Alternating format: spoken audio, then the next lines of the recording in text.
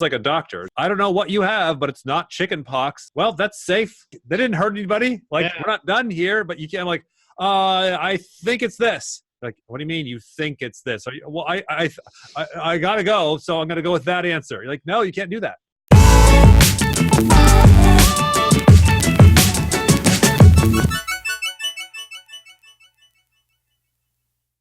Hey guys, I want to welcome Dave Powers, or otherwise known as DaveSuperPowers, to Brain Spanking You here, doing a little interview with him to go over, who the heck are you?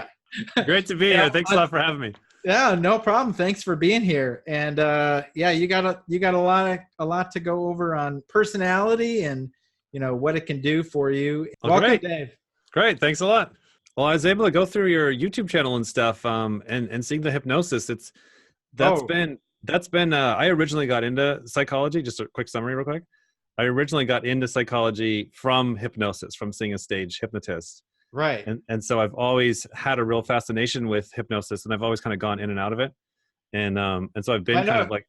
I know you got kind of a bromance going with Derren Brown. So Yeah, exactly. Yeah. Understandable. Yeah. So that's a real interesting topic for me. I definitely want to learn more about it. It's like when, there's always more rabbit hole to dig into. Yeah. So that's why I jumped into NLP as well. Because I got started on this whole thing because I quit smoking with hypnosis when after I saw or was listening to Tony Robbins, and I know you're a fan too. Yeah. Too many similarities. I was listening to Tony Robbins, and he was talking about if you need to get something done or whatever, you can't just try at it and whatever. You got to put everything into it and then take massive action. Right. And then so I was like, I wasn't even planning on quitting smoking, and then all of a sudden it's just like, well, yeah. Let's see what happens. And then I just went all in and grabbed a hypnosis thing online and put it next to my bed and laid down, and it was like, that's it. And I came downstairs and I just said, hon, I'm done. And she's like, I wish you would have told me before, because she's very, very tribe oriented. Yeah. And she's just like, well, then that throws off us as a team. The dynamic is thrown off because we used to be in this together. Yeah. It's just like, come on, don't do this to me. Yeah. But after that, I was just like, you got to be kidding. And I was somewhat into it before. I was very interested. Yeah. Now it was just like, I didn't think it could happen to me though. Right. And nobody does. Nobody thinks it can happen to them, especially the people. And it usually, I guess, happens to the people who really don't think it the most. Right. So. Right. That's so great. So it's like a story of like you got into it because it changed something in your life. So it's like a personal thing rather than like, what should I study in life? I don't know. This looks good. Right. Yeah. Yeah. Yeah. That's really great. Yeah. We've been seeing it more of like, we're kind of like really figuring out in our life experience, et cetera, that like, it just keeps coming down to like brainwashing and repetition. Because we have an 8-year-old kid now. And so like, we'll before school and sometimes in the evening, but especially before school, we'll have him just watch motivational videos. We've been doing it ever since he was a little kid.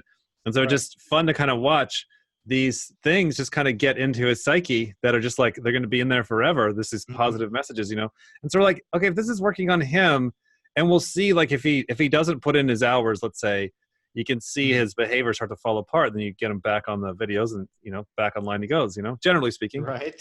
And we're really just kind of seeing like, gosh, is that what's going on in my life? Like if I'm not eating the health food, if I'm not doing my morning devotionals of positive message, kind of this consistency, that then I start to stray off. So we're seeing it as a very practical. It used to be like a very complicated thing, hypnosis. Now it's just like, oh, it's your daily workouts. It's your daily conditioning. Mind. Yeah. And of course, most people don't realize that they're in and out of it like throughout the day. Yeah. Yeah. And you have to kind of explain, because, it's this, oh, well, I don't think I was in hypnosis because I didn't feel like I was in a trance. It's like, well, sorry, but people up on stage at Tony Robbins events, they're in hypnosis too. Right. It's just a completely different ball game. Yeah. Yeah. Driving home from work, you're in hypnosis. So Right. And I don't know if you realize, I just signed up with you guys yesterday or last night. Oh, okay. Like No, I didn't late, know that. Yeah. like late last night, because I've been having, especially since I started working from home now. Yeah. I'm not going out. I don't know what the deal is, but now I can't. It's like all my energy is at night. So I'm like, Right. I'm at night and I'm up until sorry to my wife, I'm up until like 4 and 5 in the morning sometimes. Yeah. So I was like, okay, well, I'm up anyway. Let's jump in there because I'm going to have the interview. So I jump in. And I had, and just last night when we were eating dinner, and I'm sitting here thinking about NLP and thinking about personality, and I'm like, because I've watched like all you guys' YouTube stuff. Yeah. And it's like, I don't know if I missed it in there or whatever, but you guys didn't talk about modalities in it. Yeah. I didn't see any modality stuff. Right. We don't really say much about it on YouTube. Yeah. Well, and here's the thing. I'm talking to my wife and I'm like, God, I really want to bring this up to Dave because it really might be this thing. It's like maybe when they're typing people, they would be able to try to keep in mind whether or not they're saying, hey, I hear you. That resonates. Right. Yeah. All this other stuff in the modalities. And I'm just like, that would just, maybe it's something that they know.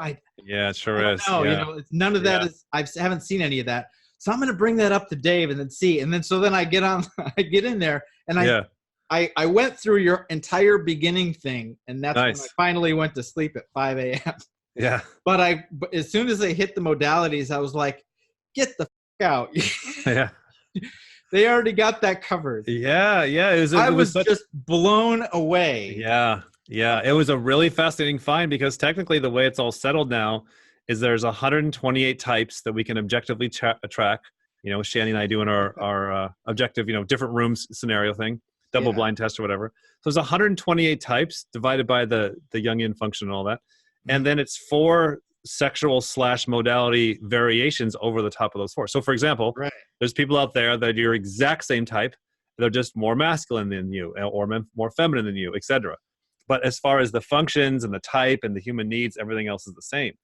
And that's been really, really fascinating. But it's one of the things we absolutely can see strongly in not everybody, but a lot of people, especially on the bell curves, the very masculine or the very feminine, or the people that are extreme into visual modality or audio modality or whatever. You can really, it's one of the easier things to kind of see and start to work out their type. Yeah.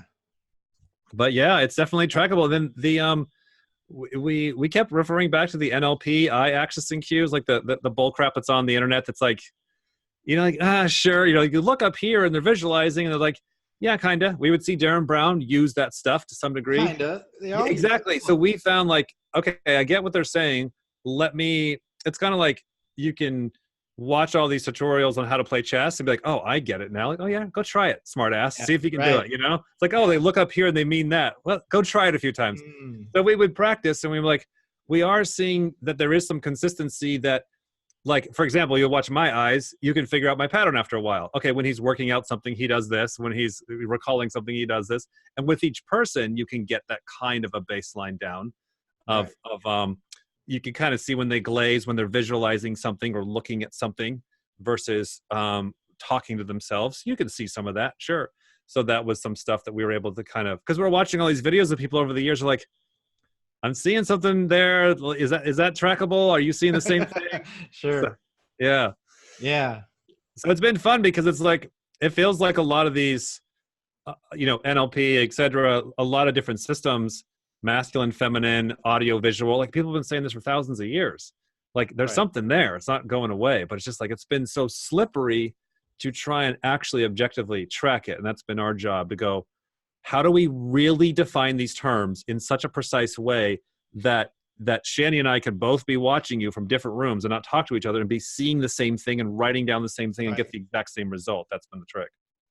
That's the part that has been just missing for so long. Yeah. And all this jazz. Yeah. But can you repeat it? Somebody with, across the world or whatever, sitting at, watching the same stuff. have nothing to do with you, whatever, can they Right. get the same answers as you do? Yeah, yeah. As of right now, we have two people that have been in our class for about a year, and they're both. There's one girl especially in Finland that is getting surprisingly accurate. She because we'll release our class every Tuesday, so she'll send us an email on Monday of like, okay, here's what I got for the type, and Sure. it's getting like pretty close, pretty right on. So it's been fun to see kind of people that have been in the class for a year or so, just a few of them that are willing to put in the work, that they're actually building up their skills. And it's a very every time, like when we type clients every week, it's still, to me to this day, it's a very weird thing to like watch hours of somebody's video, work out their type, go through all the checklists like we do in the class, and then to come up with a number, and then talk to Shani when she's done, and then get the same or almost exactly the same type. And it's every time it's like, wow, is that really happening? It's like, it's still like amazing to see, Well, yeah, and to see to see all the similarities, in just the people who end up being in that type. Yeah. I mean, I mean, just how so many of them even look alike. Yeah, I know. It's like, okay, well, is there, some cookie cutter that, from every other animal there is? Creator's cookie cutter, and you just... For every other animal species there is, like humans, we just thought we were special for so long, Yeah. Now that we're seeing ourselves at scale, I think a huge missing piece in all this has been absolutely the internet. You cannot, if there is 512 types, and the average tribe was 150 people up until yesterday, like you're not seeing enough people like to sit down. If Carl Jung had access to YouTube and could literally watch, I've probably watched a lifetime worth of people, because I'm on YouTube. I got 3 screens. I'm watching them all in fast speed. So it's like I've got decades of getting to know people because of the computer all over the world. And you can go in a time machine, like, because here's some kid that's been uploading YouTube videos for 7 years. So I can go in the past and watch them grow. The data is just incredible. And so you're just sitting here with all this data going, I don't know, let's keep banging things together and see if we get a pattern. Eventually it started to work. And then from there, you can unlock the next one, and get on a roll, Oh, that's good stuff. I know. It's every time I tell a story, it's like, I'm just like, in my head, I'm like, is there anybody out there like actually believing that? Like, you did what? What happened? So yeah, I am curious. And actually, just what was it? Just the other day, I did watch the interview that on objective typing. Oh yeah, that Shan did. She did that interview. Yeah, and that was, her story is something fierce. Yeah. I mean, when it comes to what the demons she was dealing with. I know. Yeah. That's just crazy. Yeah.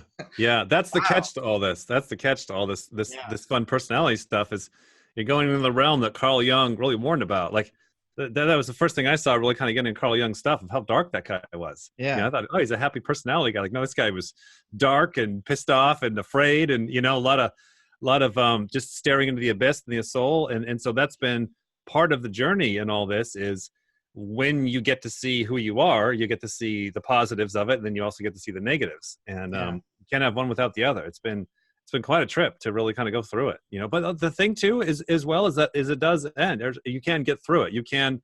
There's definitely a traumatizing phase where you're like, wait a minute, whoa, what is happening? What is all this darkness in me? Oh, this is what everybody's been trying to tell me all these years that I've been being blind from. And then once you see that, it definitely feels traumatizing. The fact that like your brain feels like you're not supposed to see that, but then it adapts, and then you're kind of like, oh, okay. And then you can kind of pick up as a new person. Things are a little different going forward, but you do bounce back out. Yeah. People, and here's the thing is like, but everybody who has, a dark story doesn't realize how dark their story is after the fact. Yeah. Because it's them, because it's their life. Right. Like you probably heard the story with my mom and schizophrenia. In that thing. And then a couple of years ago, my dad died, shot himself. He had a lot of health issues going on. And I think he's very much the, I'm not going to get to a place where somebody else is going to take care of me kind of a thing. And he had a lot of, stuff going on that, nobody else could help him with. Yeah. So, and that was nobody expected that, obviously, Wow. but it reminded me of something that I heard from, it was something from Gary Vaynerchuk. He had mentioned in one of his videos, he said that he heard somebody say, you don't become a man until until your dad dies. Something like that. Yeah. Something like that. Like, the death of the father. The death of the father. And I mean, that was one of the biggest growth points, I think, for me, is when that happened. Right. Just smacked you in the face. Right. It's like a void that's created. Like as the father, he's holding a lot of responsibility. He's suddenly gone. Yeah. There's a void there, and you're kind of stuck and sucked into it. Yeah, we've seen that kind of dynamic. Yeah. So tell me, and my listeners here, what exactly is this whole personality thing? And I know it's kind of a big question. Yeah. But, we don't have to bring in all the other stuff. You can take it from what you guys are doing. Yeah. I'll start kind of at the punchline and work backwards. Yeah. How can it help people? At the end of this whole journey, we've literally found that personality is just another tool. It's a huge distraction. It's great to know. It's great to know what kind of cell phone you have, what kind of car you have, or how to repair the house you live in or whatever. But it's not your life. It's not the destination. It can be a huge distraction for people. But it can be extremely a useful tool to know precisely how to deal with issues in your life, But the overall thing that like we're kind of seeing in our own lives and other people kind of going through the personality experience and journey and knowledge and all that is getting down to type of a thing, whether you want to call it hypnosis or whatever, where it's like people are doing a consistent, putting in the hours, no matter what type you are, no matter what kind of person you are you putting in your consistent hours every day of growth, just like with your health for your body? Are you doing that for your mind? And there's so many good resources out there that you can put in your hours each day and become a growth mindset version of whoever you are, however old you are, or whatever, Sure. So the personality stuff that we do, it seems to be going more towards the genetic road. So it seems like it's going to be more useful for, more precise things. Like, I mean, we're even tracking stuff like hair color and facial features and body size and body type and health issues and all sorts of stuff like that. So we see it being like a very useful tool for bigger businesses, or even like the FBI or stuff like that, or genetics, or just getting in the modern age, we're able to get so much clear, clean data about not only our bodies, but now our minds, our personality.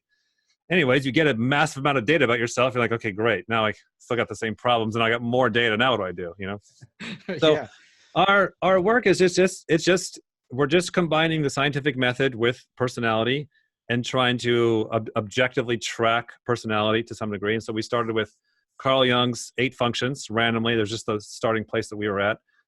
We were using the personality types, just very pseudoscience, Myers-Briggs, non-scientific kind of stuff in our sales business started in like 2004, as early as that. So it's kind of early onto YouTube and stuff like that and social media, way back in that day. And so we would take our awareness of personality type and kind of tweak the sales with our knowledge of personality type. Mm-hmm. And our business at the time, RC Airplanes, there was a lot of ISTJ guys. And so it was working. The Myers-Briggs profile of an ISTJ was very much of what we were dealing with in reality. Usually it's not quite that clear. This time it just randomly was. And so we were able to use this profile and to sell to ISTJs, they like this. And we would just do it and it would work. And so we had some very primitive objective measure. We could see the sales go up and down depending on how much we sold to ISTJs, how ISTJs like to be sold, even though we didn't know what the heck was going on. So fast forward a few years, we're kind of this personality stuff seems kind of useful, but then also seeing scientifically that nobody's been able to really track it, really define the terms. Everybody's got a different definition. Science has been kicking the ass of Myers-Briggs for decades, So then it would just get that close to just being all right, let me move on to something else in life. I don't really care about that much, whatever. But then we had a lot of success in the RC airplane business with the method of figuring out stuff. Because designing these damn planes were so hard. You had to get these planes of all different shapes and sizes they had to be a certain size and a certain weight, and you know, some idiot in Missouri had to be able to build it, and some kid over here in Wisconsin has to do it, and like you got to make it look really impressive for the video, and like it's just there's all these requirements, and then it actually has to perform and build. So like a flying bus. Yeah, we had a flying school bus. The little wings would fold down. Yeah. So like really crazy stuff to that would take a team and a whole process of designing and thought. And then the big part was you would spend all this work building a plane, and then there's a 99% chance you go out to take it out in the field 6 a.m. before everybody gets up, because everybody comes up and bothers you. You take it up, it just rolls over and crashes, blows up in a million pieces, and you got to be fine with that. That's when we started to catch it on video. That's how the video started, because we're trying to film the crashes to figure out was it a roll problem? Was it a yaw problem? Anyways, we got in a process of being able to solve complicated things through trial and error, et cetera, et cetera. So we're like, why not see if we can do that with this personality stuff? Because we've kind of figured out a way to solve, you know, complex problems. And so we started kind of playing the same kind of pragmatic approach with that. And at first, of course, it didn't work. We would go to type people, you know, hey, what type do you think Bob Johnson is? And our types would be way off, you know, just like science has been saying, you know, and we would get some right, but it was about 40%, you know, just exactly like science has been saying.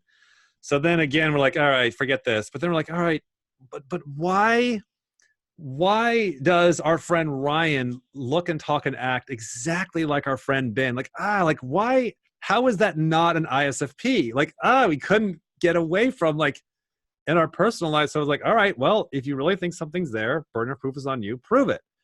So then we would go back to really defining the terms. Once we got Tony Robbins' 4 human needs overlapped with Carl Jung's functions, once we saw that the human need for tribe validation that Tony Robbins is always talking about is on a coin with identity, which he kind of talks about that as well, and control, you know, gather and variety, or variety and organizer on a coin, which he also talks about. When we saw that those were the same as the functions, you know, the TEFE is the validation, the SI or NI is the organize. When we saw that Carl Jung and Tony Robbins were saying the same thing with different words, then we had our first kind of overlap. So they're like, okay, wait a minute. So this person's human need of organize is trackable. Now, are they organizing the physical with SI, or are they organizing the abstract with NI? And you could get kind of a little cross-check within yourself. Sure. And we were able to start to, like, okay, I am seeing that this guy is organized. I'm definitely seeing it. I'm not making this up. I get it. And I can see the demon that he's afraid of gather. And then I can see that the tribe stuff is in the middle. So for our guys here who is like, I don't know what you're talking. Now you're talking about demons. Yeah. What does that mean? And, you know, for someone who's like, it's left-handed, right hand. It's dominant bicep versus, you know, uncoordinated tricep or whatever. So if you're really good at organizing, it's like you're robbing the energy from gathering new to organize. You know, just think of it very much like watching kindergartners. Some kindergartners want to go do new stuff constantly, and the other kindergartners want to sit in the corner and deal with the blocks. You got to take time and energy from one to do the other. And the goal in life oftentimes is to get a good balance. If you really want to build something really nice, you got to spend a little time, you know, gathering around, seeing what options are out there, then organize. But we tend to, as humans, we're gonna naturally want to do one over the other, or one too much than the other. And so your life will kind of go off. The end of the year, you're going to organize, and then all this overgather that you weren't doing is going to come crashing down on you. And then the muscle that you are working out is the one that ends up being. Yeah. The dominant one's the problem. Yeah. The dominant one is robbing all the energy. It's just like a muscle imbalance. It's exactly how we're seeing it. Yeah. And then the same with self and tribe. Some people are martyrs. They don't know who they are. They don't spend a lot of time with themselves. They're very insecure naturally. You know, it's not like something happened to them as a kid. They're just normally this way. They're always wanting to do things for other people, so they feel self-worth. And then other people will err on the other side. Well, they're not going to really be asking other people's opinion. They always know what's best for them. It comes naturally. They like to think things through or reason things through for themselves, and then find others that may get on board with that. You know, so the self person is going to have a hard time because, you know, there's going to be a disconnect with the tribe and other way around.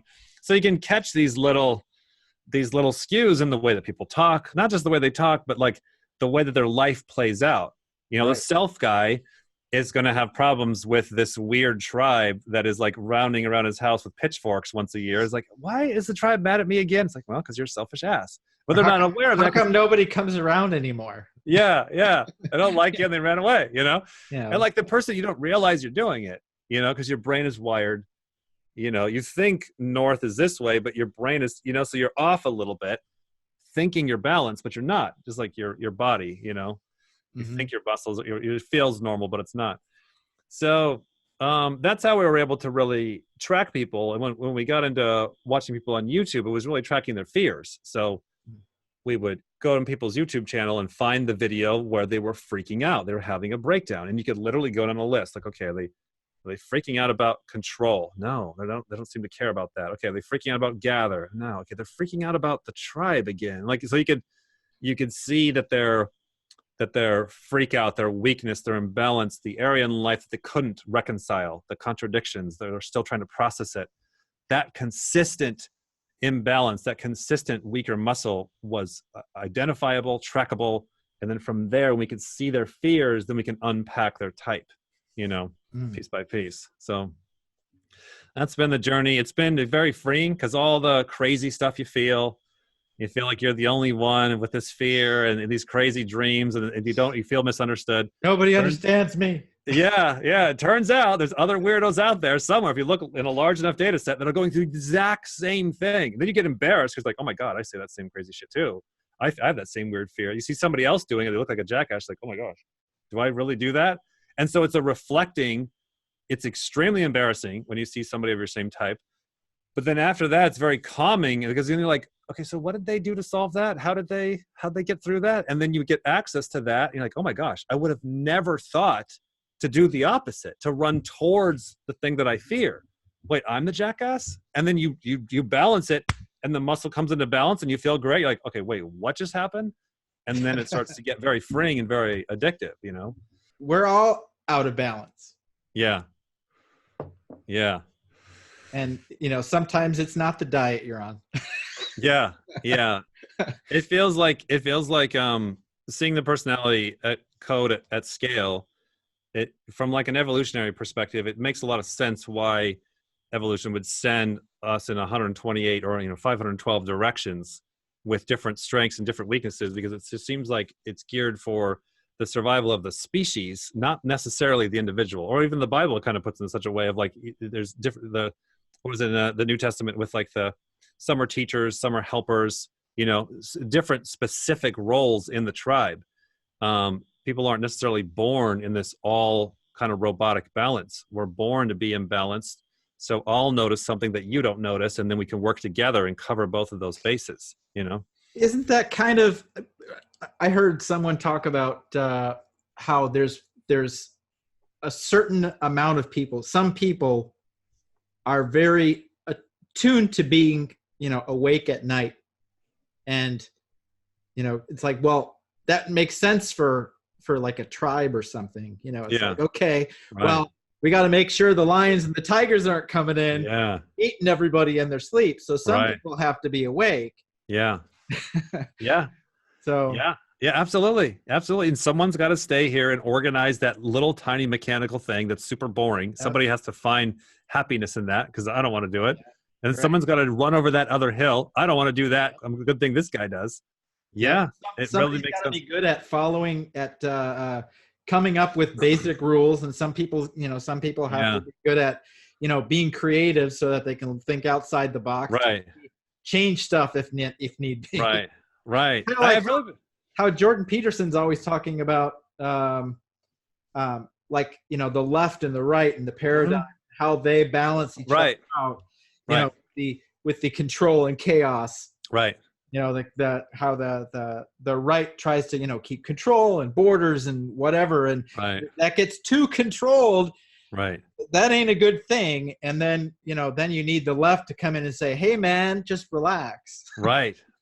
And that's scale. The other way. Yeah, at scale. It's scale, meaning with lots of people with lots of time. Might not be our generation. It does eventually kind of balance itself out, over a long period of time. One of the variables that I've really been kind of processing the past few months is just really realizing that humans weren't really designed to live to be 85, 90 years old. Like if we would have died off at 35, like, you know, your second marriage and the health issues and your midlife crisis, and then your kids grow up and then they hate you and you realize you're a horrible parent, like all these things we all go through, like you wouldn't be around long enough to reap the rewards of your tidal wave, of all these little imbalances you're doing, you know, the first 20, 30 years. They don't, but it's like now you're like 75 and like they're just mounting up. And we're still stuck, like, and like you and I look about the same age, you know, I'm early 40s, 41. And it's just like everything that we were taught in school is now kind of obsolete. You kind of got to reinvent yourself. You're like, Yeah. if I would have died at 35, I would have been fine. The economy changes. You got to reinvent yourself all over again. So it's like, I'm just getting started. Yeah, exactly. I know, you know, life part 2, you know? Yeah. My overall point is that just like longer lifespans in general, Yeah. as well as like faster life chapters, you know, say it's 1,000 years ago, Right. you live to be 30, 40, 50, 80, whatever. You're still doing the same kind of thing. You're not able to get into so much trouble, have so much interaction, so much awareness. And so it feels like in what I've been really processing lately is like how much over processing of different kind of trouble we get into as a species now today, that there's like no wonder we're feeling so overwhelmed. We're aware of way too much. We're living way too long, you know, in the context of this conversation, right? Yeah. And so like you're now carrying so much more stress and awareness of stress that you wouldn't have had 1,000 years ago. And you're like, how do I deal with this? I was a little imbalanced in life, and now it's just compounding, getting worse and worse every year. And we live in a neighborhood with a lot of old people, and it just feels like they've been checkmated in life. Like they do the same thing. They won't leave their house. They won't talk to anybody. It's like, what happened? Like they used to have dreams and Right. energy like when they were younger, but something happened in life where like, forget it. I'm done. I don't want to engage life anymore. I feel cornered. I feel trapped.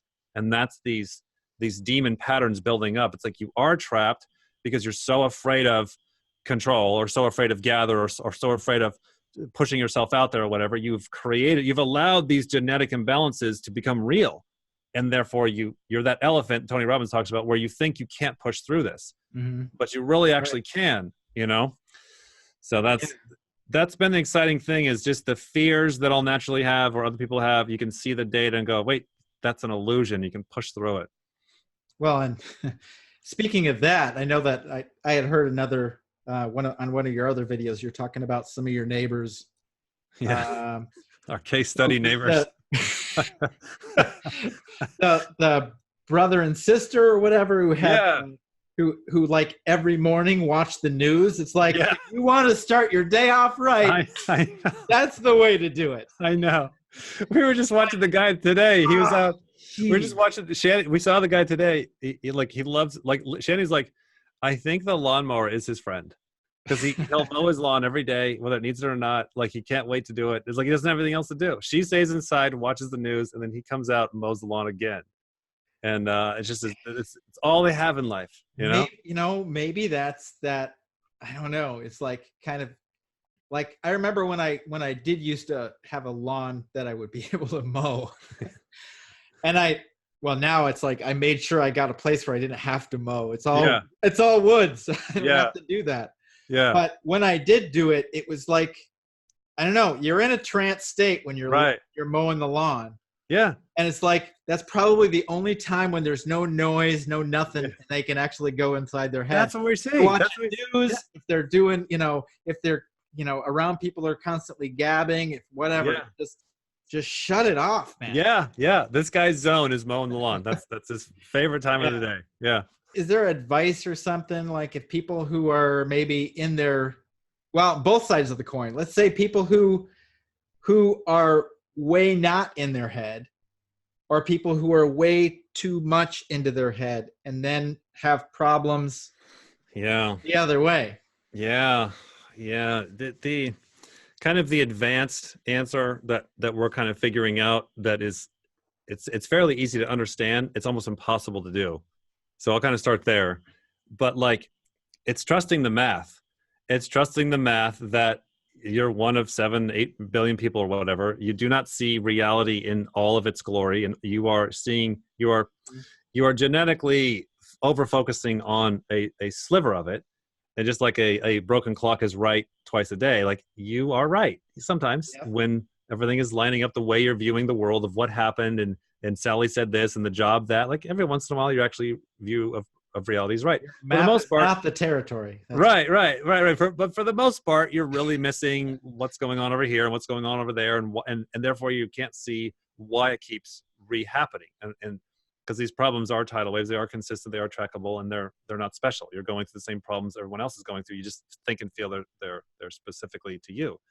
So like what we've really found is like it's almost like you start in the Zen state. So whenever you are in that Zen and you're calm and you feel balanced, maybe it's after a church service or listening to some self-growth, or you wake up in the morning, whatever, like whenever you're in that state, you're like, okay, I'm feeling good.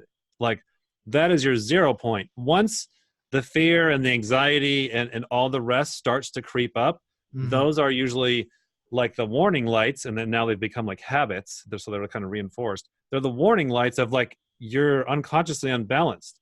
And so when you start to feel stressed, like for example, tomorrow we have is it tomorrow? No, on Saturday we have a meetup to go to. Local people are coming by, right?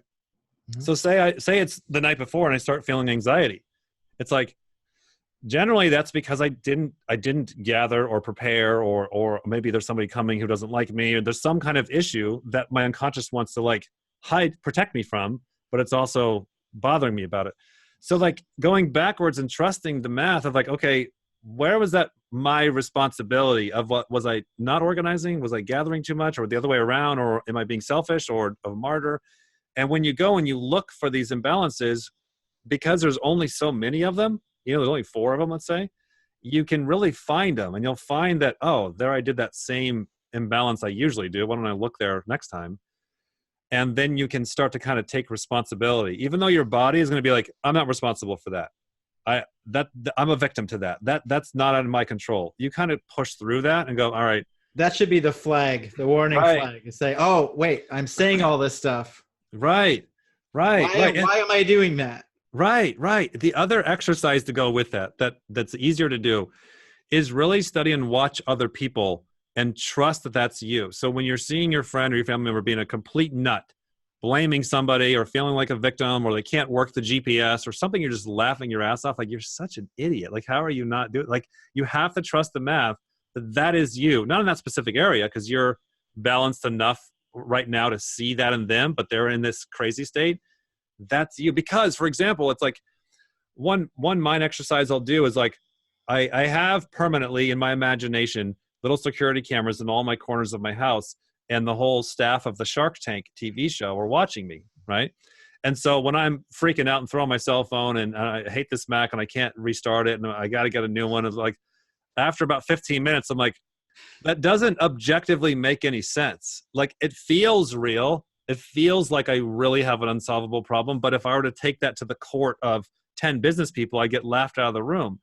And so it causes me to stop and go, oh, the problem really is me, even though I don't feel like it. And it stops the freak out. It used to be for me, I would freak out literally for days or years. Like, okay, that's it. No more computers. We're going to do this all on paper. Like, I would do crazy shit like that. And now it knocks it down to about 20 minutes. I'll still go crazy. I'll still freak out. I'll still feel all these horrible feelings, but then I'll wake up in about 20 minutes because of the math. And then from there, I can kind of, get back in control and you get back on top of it. I snap out of the nightmare, even though I'm still scared, but I now know that it's not real anymore. So it doesn't have lasting power on me like it used to, It's like building up the mindfulness muscle. Yeah. So bottom line to people, it's like, you're not alone. What you're going through, it's ridiculously repetitive. Other people are going through the same thing. And you got to trust the math that where you're able to see and help other people clearly and objectively, other people can do that for you. And if you're all alone at that time, you got to play that character for yourself. Go, all right, what would Tony Robbins say if they're looking at me with this mess? Or what would the Shark Tank or whoever your heroes are? And get that outside perspective of yourself away from your fears and your imbalances. Mm-hmm. Well, they would just say, you really got to do this. I don't feel like, hey, it's okay not to feel that way, And then you can kind of get a handle on it again and be able to kind of pull yourself through it. So you're not pulled through this spiral of emotions and fear and limited and victim. And now you're just going down the wrong direction. That'll start creating a really bad habit, Yeah. And that brings up a good point. What would Tony Robbins say, kind of a thing. Right. If you can actually make a scenario in your mind where you are having someone who you do respect, looking at you and, saying, hey, what the hell's wrong with you? Right. Here is the problem. I mean, you can actually project what they will actually say to you. Right. Because you won't do it yourself. You'll never go there. Right. But if you even project that image of somebody else doing it, it's like, since it's dissociated, right, it'll all come out. Yeah. They'll tell you what kind of a fool you are. I know. You can talk to people in your head. Yeah. Yeah, you can hear them say it in your head. Yeah. We've noticed with the class and people online, like they'll mob up and want everything all at once. Because we originally kind of start like trying to teach a block at a time. Mm-hmm. And for the most people online, this stuff is entertaining. It's interesting. There's not any real desire to slowly master it. That's the biggest thing that we see consistently. The people jump in, gobble everything up, and then jump out. Just kind of swing back and forth, Mm-hmm. And when we're going to be actually training people to work here, it's going to be a totally different regimen. It's going to be exactly that. Right. It's going to be like, you're going to master the 4 human needs for months until you can see them everywhere and everyone. And you're not going to go on to the modalities or the sexual or the animals. No, you got to master. Pretend they don't exist at the moment. No, right, exactly. That like randomly, that's how Shani and I learned it, is like, we only knew the basic stuff of the functions. And then, then from 16 types went to 32, and then we would master those. And then we would start to realize, oh, within the 32, there's more. And then from 32 to 64. So, we didn't start with 512. Like, we started slowly building out of the foundation. And as tempting as it would be to want to jump in and do them all like that, like, if you really want to learn, you got to start at the basics and build and move up, because you got to create a habit of, you don't get them wrong. You're not allowed to type people get them wrong. Like, it's better to be like, I don't know, they have this over that. I can tell you this thing, but I can't. It's just like a doctor. It's like, I don't know what you have, but it's not chicken pox. It's like, well, that's safe. Like, they didn't hurt anybody. Like, we're not done here, but you can't, like, I think it's this. Like, what do you mean you think it's this? Well, I gotta go, so I'm gonna go with that answer. You're like, no, you can't do that. No, that's not real. That's a discipline. Not real. Right. Don't do that to me. I know. It's a discipline. Like, that's been a interesting side effect to where, like, people in the personality field, they've been wanting personality to become scientific. Okay, here we go. We're going in that direction. There is some scientific tracking now. Are you ready to put on your science shirt?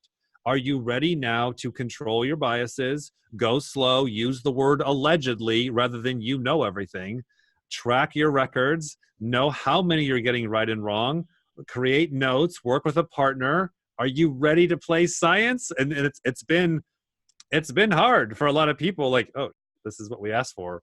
And now it's not as fun to just feel like, Michael Jackson is this type, says me. Can't argue with me, I just know it. I just know it. And I know 3 details.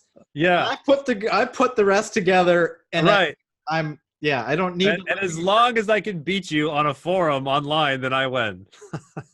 I feel at times, like, looking back, like 20 years from now, like, we're in the early 1900s and we're playing around with automobiles, Yeah. And I feel like, we're going to laugh at these days. Like, remember the time when personality actually started getting traction, being tracked scientifically, and then here it is 20 years later. So yeah, try and take it in context, I know I want to say I know. Right. But I am. But right. I don't know what the hell I am. Yeah. Especially because I'm the one doing it. Right. And it's, if I can't see what I can't see, right, then that's just messed up. So yeah. Yeah. And it's hard to really get the definition of the terms down. I feel like every couple months I'm getting a better understanding of all of the parts myself. What the hell is FE? Like, ask me in 6 months and I'll have a more in-depth understanding of what the hell that function is. It's still along the same lines. I'm able to track it. But it's not like I know completely what each one of these things are. So it's like, it's you'll get into understanding the terms. You're like, is that? And like, it's really easy to, overlap, certain things with certain things, or saviors and demon states. So it takes time to define the terms. And then when you see yourself, that's a whole other trip, because your mind is really hiding a lot from you. So you're at least in this place where you understand, where you know that what you're tracking may be a little slightly different than what the whole like MBTI stuff is. All I know is whatever I'm looking at, I can see it clear enough, and same with Shan, that we can, with your definition, that with our definitions, that we can check the same box. What is it? What is it really? All that matters. Yeah. Because then you can work backwards. Right.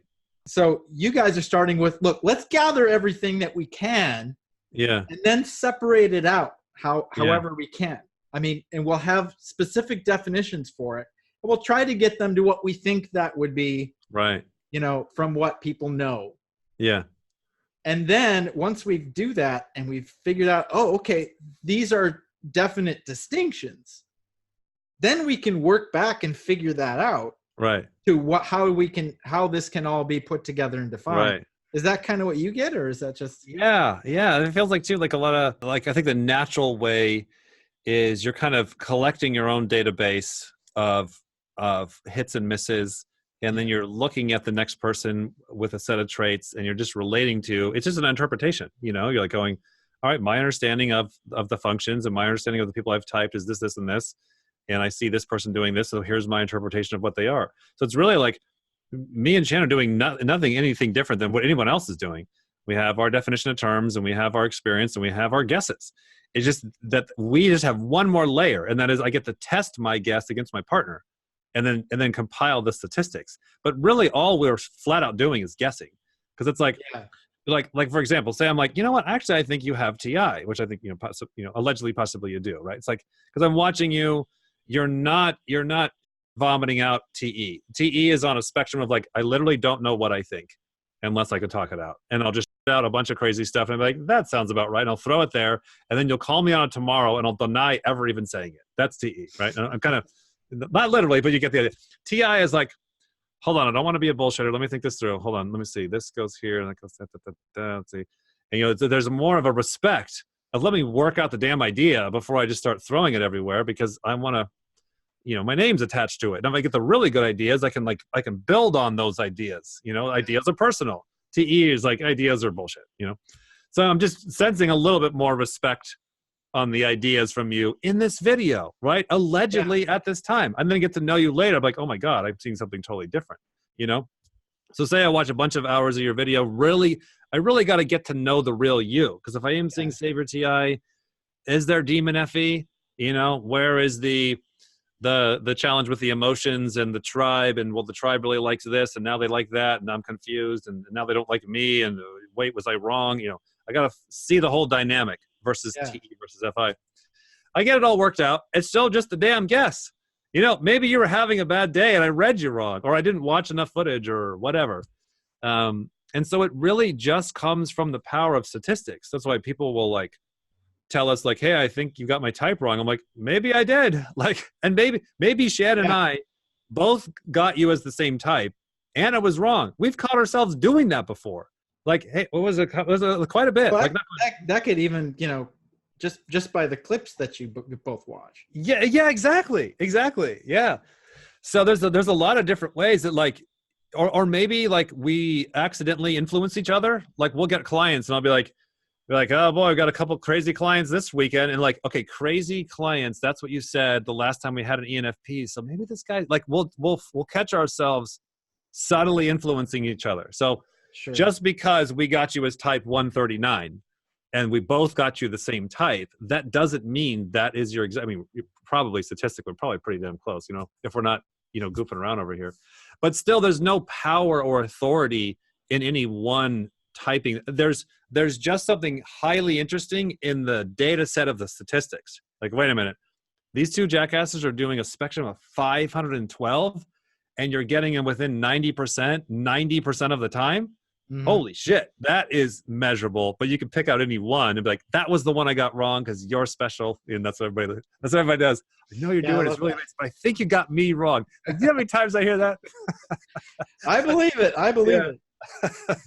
Yeah, I mean, and that's one of the things that's like, where it's like, yeah, okay. So I've taken a bunch of friggin' self-tests, Yeah. for the last 10, 15 years. And it always shows INTJ based on whatever. Right. Yeah. But where is that coming from? And then you take a Jungian test or whatever on the functions, and then it comes up with that my FI is like way stronger than TE even. Right. So it's like, well, how does that work? Yeah, we'll see that. We'll see that a lot because, like, the more we understand The whole weird jumper thing that totally, like, I thought I just up the test. Right. Right. Until I heard you guys, I'm like, wow, okay, well, it could be a thing. I don't know. Yeah, most likely, if I were to take a guess, just trying to get to know you as well, like, I don't think you fit in the Myers-Briggs 16. Some people do. Some people really, really do. They're like, they're kind of the middle of the road ENFP or whatever, and like the profile, like the ISTJs that we had, like they fit the middle of the road ISTJ Myers-Briggs profile, and it actually worked. But for a lot of people, probably yourself, it's like you're on a bell curve, either like a very extroverted type that's introverted, or a very introverted type that's extroverted, and so you end up playing a lot of roles of the neighboring types. It could be an IP that acts very EJ like even. Oh yeah, I had to build up this bravado. Yeah. Over time, over many years, because I was quiet, leave me alone. I'm right. going to be playing by myself as a child, that kind of thing. And then having to bust out of that because the people around me were crazy. So I had to figure all them out. Everybody screwed up. So it's like, okay, well, just to survive, I have to be able to figure out what I have to do, Right. So it's that. Yeah. You do seem NT, like just right there is as a consistent pattern you're saying. You're figuring out, you do feel abstract over sensory. It's obvious to you that you're going to just kind of figure stuff out, on your own. And then it definitely thinking over feeling as well. So like right there, like I've been talking to you for about an hour or so. That's exactly how we go. I'm like, all right, I'm definitely getting, let's see, are you talking popularity talk? Is this all just physical stuff and how you love it and other people love it, and we're not getting into how things work? Hell no. This is not SF. This is not popularity talk. My wife and I also have, a family vlog, and we've had that for a couple of years. Yeah. But when you see me on there, I'm probably going to be like, hey, blah, blah, blah. Right. When my wife moves the camera and you just kind of see kind of, over in the corner, just trying to figure something out on my own. Or whatever. Whatever. Right. And that's what we would look for. We would see the, hey, like, blah, blah, blah, the personal side. Yeah. And the introverted figure outside, and be like, okay, he's doing both. Great. Everybody does. Which one's the savior? Which one's the demon? Which one is this is a little awkward. I got to push myself versus, oh my God, am I done? Can I go to this one? So that's a big thing that we see. It just feels like any field that has a lot of complexity and moving parts is it. And I feel the same way, like with computers, because I hate them. I will not allow my brain to go into either it works or it doesn't, like I have a very fixed mindset when it comes to computers. So I totally get it. But a lot of people have the people out there have a hard time grasping that we do everything. That, well, you don't understand. I did this and I did this. Like, of course, I used my right hand and my left hand. Could you believe it? Yet I'm right-handed. I'm fucking right-handed. Like that concept right there. You're like, which one is the savior? Which is the demon? Which one is the natural one? That's been something we've been able to really kind of, I feel like, hammer the community with, and that people are really starting to get. They're really starting to kind of get the nuances of you do both, and you look for the subtleties of the savior and demon. And then we laugh and say, once you figure it out, flip it upside down, and now you got it. Yeah, I always see kind of at the end of a lot of your videos, you just kind of go, yeah, and you're gonna screw it up anyway.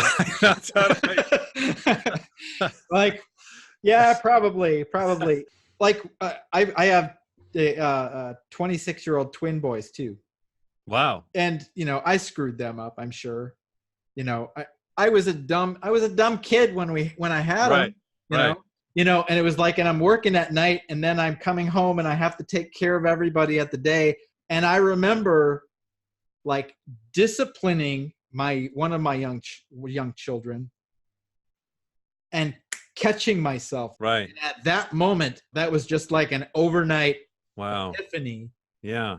There's a couple of epiphanies that happened. One of them was when I finally figured out that a lot of the issues that I was having came from me blaming myself for my mom's schizophrenia. Wow. You know, that's the all of a sudden I know and I'm bawling, you know, that kind of a thing. I don't know. So there's been numerous of those big whammies. Yeah. That I ran into. And yeah, just a buildup of stress and trauma, and then like a breakthrough of a realization. I'm finally at a good place in my, mid 40s. Yeah. I feel like a lot of these things, because I'll see some young kids go through stuff like this as well, is it feels like a midlife crisis energy. If you can have little midlife crisis moments at 20 years old, if you're blessed with a hard enough scenario like you were talking about there with gas station and your wife at home and 2 babies, like that's a lot of good grown-up life stress. And if a person like doesn't go unconscious from that, like run from it or go get drunk or whatever, but like actually soak that in a minute, that can have a real good breaking effect. That feels like if a person can go through enough hard things like that and process it, then when they do hit their mid-40s, when it's supposed to be midlife crisis time, like I've already done the installment plan for my midlife crisis. I mean, that's very similar to where I'm at now at 41. Yeah. Like for me, the energy is feeling more free in the years to come, because similar to you, I've had my own story of like pressure and like getting caught with all my own bullshit, and then a realization of like, oh my gosh, wait a minute, this is me, or I need to take responsibility, or I need to, like what you were saying, like I need to be obsessed with reality. I've been obsessed with my own world and making my imaginary world. What if I be pretendings that I had to make myself feel better or whatever? Right. Then you'll have the realization or whatever it is. And then you'll still suck for a year or two. And then you finally start to like come through with what you want about yourself of like, now I'm actually the person that is putting in the practices to do that. Because it's not like you have a realization and you're great.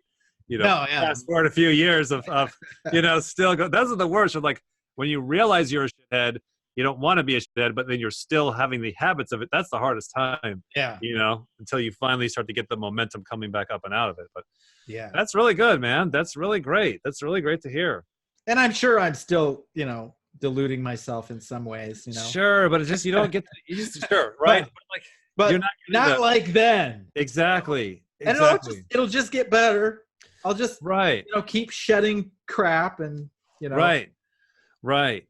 Not having a problem building up. It's so overwhelming that has to knock you out, Yeah. That's really good, man. That's really great. I encourage a lot of young kids I tell them stories about, people like yourself, like stories like that, hey, things can be a lot better in your 40s if you really process this shit now. You ever upload a video and forget to edit it? You done that yet? No, because I've screwed myself over so much on that whole, like, not catching all the details and stuff. Yeah. And that was another thing is like the whole strict thing when I was young. Yeah. Got so bad that the only way to survive was to pay attention to details. Is to pay attention to all that stuff, because if anything was off, it was your. See, that's a demon right there. That's a demon where you have a realization later in life, oh, I need to respect sensory. So sensory is not obvious, automatic. It's the secondary realization. Yeah. Yeah. So it's like, I get, when I have to do that, or when I'm taking care of the stuff on the back end. Yeah. That's the stressful stuff. Right. But it's like, but yeah, like you were saying, oh, look how good I am at paying attention to all that though. Right. Yeah. It's like, I just, I'm so good at doing that. I know. It's like you're putting so much energy into doing that right, and you don't even realize. It's like, but the other stuff, it's like, oh yeah, I did that, didn't I? Right. It may be like astrophysics or something. Like, oh, that's obvious. Yeah. It's easy. Yeah, I know. No big deal. Yeah, it's like it just on that line, like you gotta see yourself in contrast. Like I remember thinking that I was the most introverted person in the world, until I started to meet more people. And I realized, no, there are some seriously introverted people out there. I am nothing like them. Like, they are really introverted, like on a spectrum of people. There's a lot of people more extroverted than me. But no, I am not the most introverted person, because I'm just looking at myself and a few people I know. You get that spectrum. You're like, okay, whoa, I really am. I guess that also depends on the definition, right? Because like we're having this, you know, I'm coming off very extroverted, probably. Right. Yeah. But like it's like, you know, just like you were talking about with Shannon, like in the grocery store parking lot. It's like, yeah. you know, just hold on. Yeah. All day I knew this was coming, and that's really screwed up my day up until that point. And I'm going to get past this, and we're going to get through this, and then everything is free again. Right. And I can be okay. But like yesterday, I knew this was happening, and it made it difficult to get stuff done. Right. Because that's where my head was right. The next day, going to the store. I mean, come on. Right. You know, the things that are so like, what? It's going to the store. Yeah. It's like, no. It's going to the store. Right. And then there's contradictions. Like you like, I've got introverted savior functions, but I have extroverted savior animals. So it's like, and probably you with the same, kind of more towards the ambivert. There's probably something in you that is a savior that's an introverted function or whatever, that's freaking out about that and causing that introverted drain. But then you have other aspects of you, whether it's animals or functions or whatever, that are also saviors that are extroverted. And so, because then the real extrovert is like the responsibility to the outside world. That's it. It's not necessarily about energy. It's more like, are you responsible to bang on the computer and do the interview and take care of the kids and get out of bed? You may not have to like it. You can be drained by it all you want. But like, when it comes to the tribe, are you the one that's more responsible for that outside world? You know, that's where I was finally able to catch myself, because I would feel very drained. But I saw how much more responsible I was to all the extroverted stuff. I see what you're talking about. Yeah. Is that puts a different layer on it that I wasn't even thinking about. Now yours in Minneapolis area, right? Yeah, just outside. Yeah. Yeah, I saw your Instagrams. It looks like you're in a nice wooded area or whatever. Yeah, I made sure there's a well, because I don't trust, there's a lot of I don't trust. Oh, here we go. Here comes the crazy. There's a lot of crazy. You're big on vitamin C too, aren't you? Yeah. Is it specifically vitamin C majorly, or? No. I mean, it's in one of my like daily supplements that I take. I'm actually now like doing estrogen metabolizers. I've gotten testosterone's gotten lower. Sure. I had a lot of estrogen buildup, so those have been kind of a lifesaver to discover and then stay on. And thank God for Amazon, where you can get stuff fast and cheap now. Yeah. But man, the health industry. I had IBS real bad when I was in my 20s, so I got way into the health world to get myself better. No, I had to get over heart disease, so I get it. Wow. So that's when I got into the whole vitamin C thing. And oh, that's right, because you're doing the macro dosing and stuff, right? Yeah, 40,000 grams a day for like, almost 2 years. Now I've really gone back and actually I feel it, I think. And how is that? How has that been doing the large doses? You mean like as far as how easy it is, or how? Or no, like health benefits, like. Well, I haven't. I used to be sick all the time, like a few times every year. Yeah. And I have not been sick.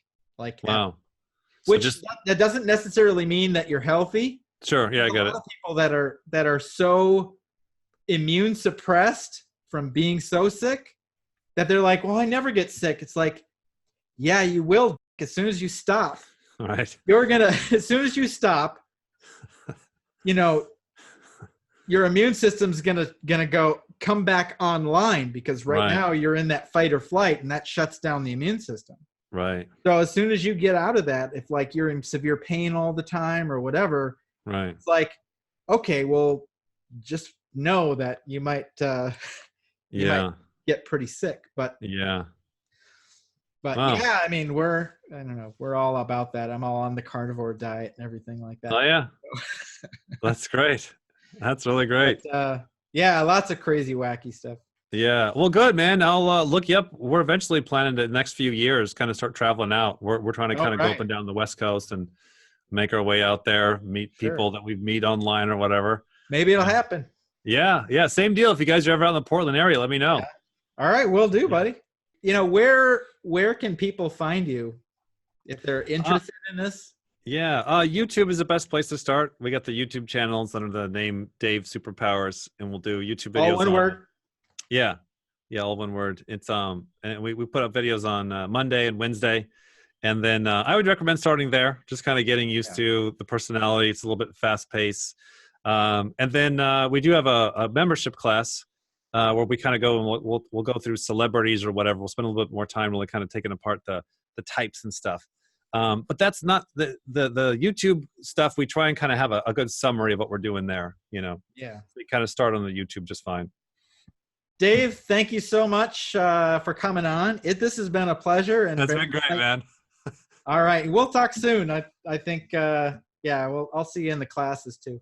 Yeah, sounds great, man. Thanks a lot. Thanks a lot for doing this. No problem. Thank you. All right. Thanks, guy. Bye. Bye.